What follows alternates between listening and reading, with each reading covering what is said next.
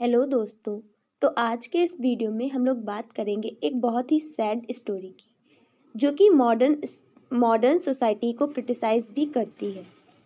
Story का protagonist है Iona पोटापोव। Protagonist means main और लीडिंग कैरेक्टर।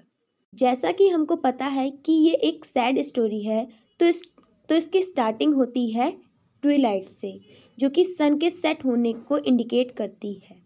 तो चलिए अब स्टोरी को स्टार्टिंग से समझते हैं। शाम ढल चुकी है और स्नोफॉल हो रही है।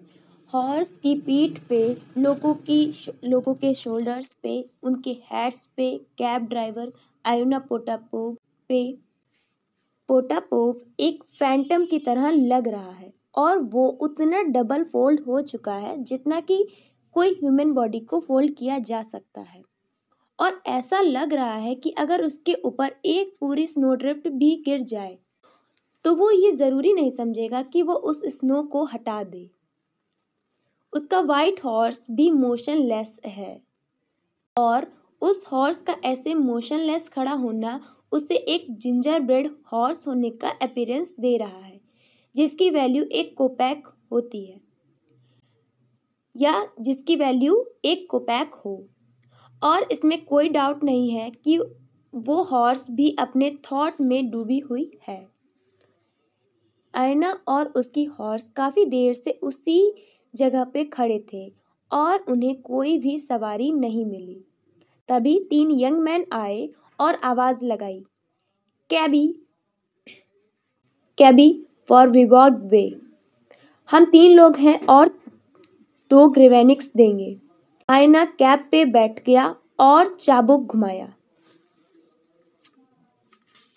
हालांकि विवर्ग वे तक जाने के लिए 2 ग्रेवेनिक्स बहुत कम थे, पर आयना के पास ये सब सोचने का टाइम नहीं था। नशे में धुत तीनों यंग मैन कुछ ऊट-पटांग बोलते हुए कैब पे चढ़ गए। तीनों में इस बात को लेकर झगड़ा हो रहा था कि कौन बैठेगा और कौन खड़ा होकर जाएगा। काफी देर तक झगड़ने के बाद ये डिसाइड हुआ कि जो हाइट में सबसे कम है वह खड़ा रहेगा और बाकी 2 बैठेंगे।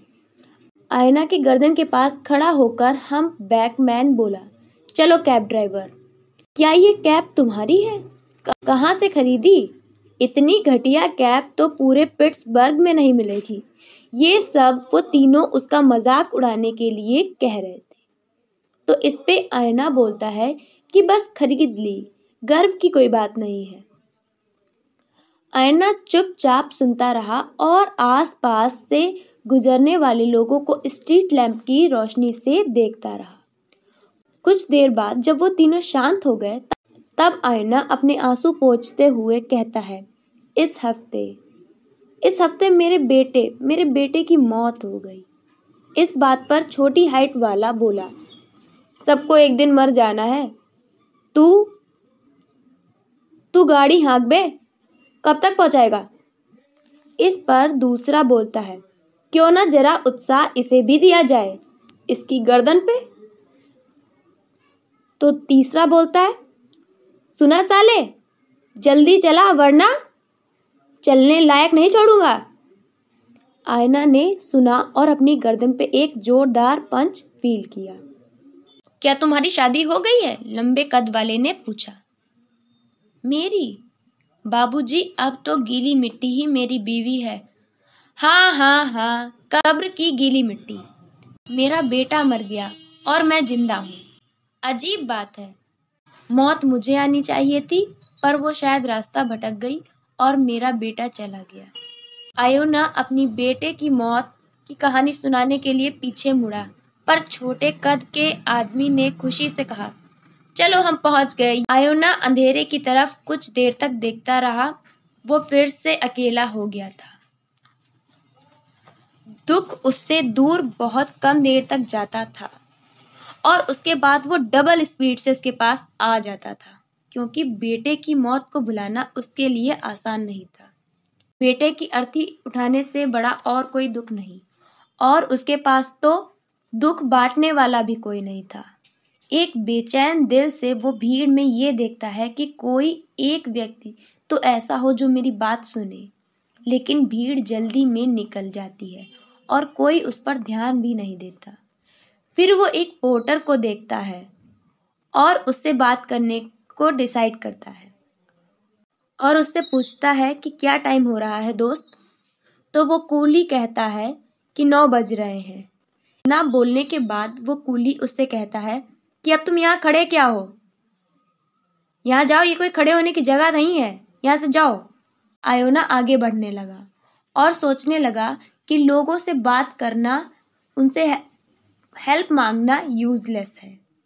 लगभग आधे 1 घंटे के बाद वो देखने लगा कि आज तो मैं बहुत जल्दी आ गया, आज ज़्यादा कुछ कमाया भी नहीं, तो सोचने लगा घोड़े को क्या खिलाऊंगा।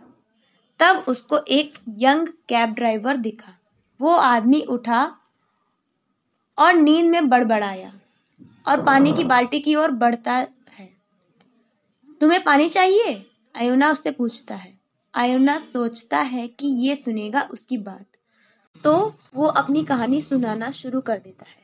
तुमको पता है मेरा बेटा गुजर गया है इस हफ्ते हॉस्पिटल में, और वो सुनाता गया जो जो उसके साथ हुआ, लेकिन वो कैब ड्राइवर लेटा लेटा सो गया। तब आयोना ने एक गहरी सांस ली और उसके दिल से एक ही आवाज निकली कि जैसे जवान आदमी को पीने की तलब होती है, वैसे ही बूढ़े आदमी को बात करने के लिए कोई चाहिए।